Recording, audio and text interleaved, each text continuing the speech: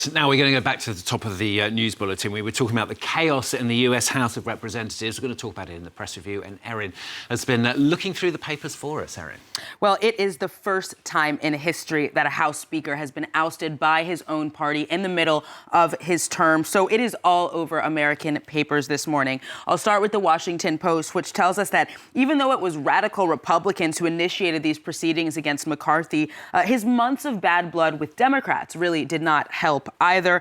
Democrats say that the McCarthy they knew and respected in his early days about a decade ago when he was a junior Republican has become unrecognizable recently, especially in that he's essentially been caving time and time again to some of the most radical Republicans, many Democrats then ultimately deciding that he should have to pay the price for that. Now, an editorial in The Atlantic today argues that he has no one to blame but himself since he, again, surrendered all of his principles. The magazine says that he was actually one of the key figures in transforming the GOP into what The Atlantic describes as the extremist party that it's become today, and one that poses the greatest threat to the Republic since the Civil War. The paper cites several examples of how McCarthy contributed to kind of the transformation of the Republican Party, just one of them being that he voted to overturn the 2020 election just hours after the January 6th Capitol attack.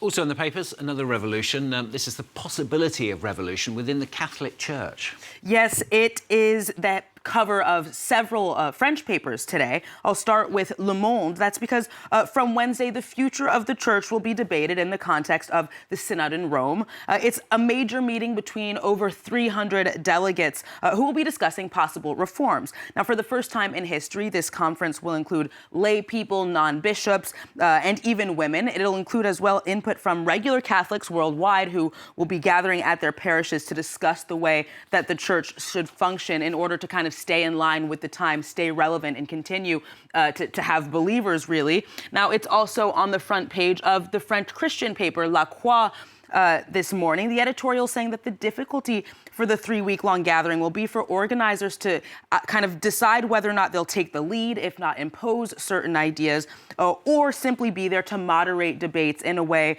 that acknowledges that many Catholics today do really want to see change.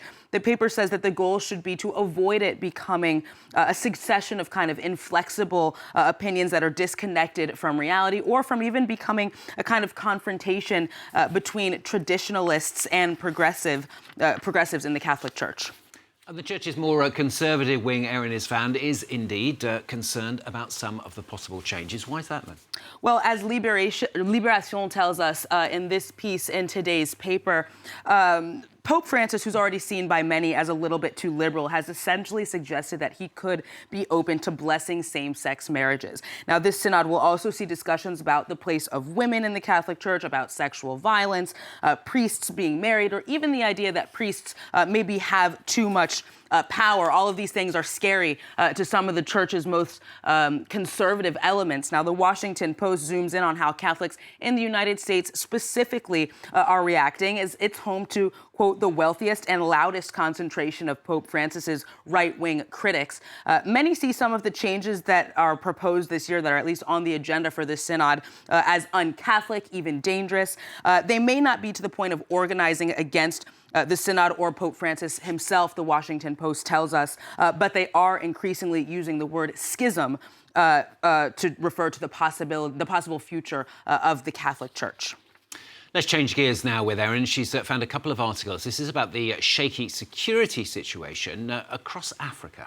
Yeah, that's right, Stuart. And it's because, as The Economist writes in this week's edition, coups in Africa are back with a vengeance. There have been 9 this decade, and that accounts for more than a third of successful African putsches in the past century, in the past 100 years. Now, what's even more surprising, as this piece says, is that support for military governments across the continent is really rising, which the article blames on what it describes as kind of fake democracies that don't provide security or prosperity. But these military governments that have replaced some of these fake democracies have clearly failed to make much of a difference. That's what the Financial Times focuses on in this piece about Niger, which is home to one of the latest coups, of course, this past July. Now, it saw its deadliest border attack by Islamist forces since the arrival of the military government earlier this week. the Financial Times telling us that military governments then in countries across the Sahel, Mali, Burkina Faso, and Niger as well, are really struggling to deliver on the promise that they, contrary to prior, more kind of pro-Western governments,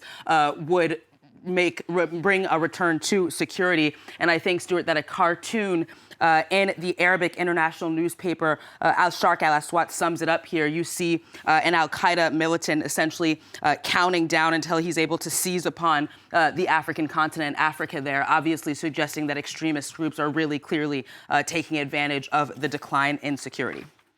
Finally from Erin, it seems that ageing naturally is back in style. Quite pleased about this, but it's more about women, actually, isn't it? It is almost exclusively about women, Stuart, but the good news is that for men, it's kind of always been the case. Now, Fashion Week in Paris just wrapped up, and The Guardian tells us that it brought new trends for older women. As you can kind of see in the photos of these celebrities at Fashion Week here, that's no makeup. They're rocking their gray hair for the most part, except for Pamela Anderson. They look beautiful. Now, the British paper The Guardian describes this as a pro-aging beauty revolution. The paper says it's not just smoke and mirrors, that we're really starting to see real change afoot. It does acknowledge that it's kind of depressing that 70 years after Simone de Beauvoir wrote The Second Sex, we're really celebrating women as courageous for simply appearing in public the same way that most men of a certain age have been for decades. But it's no less important, certainly helps kind of create the trend for regular people like ourselves.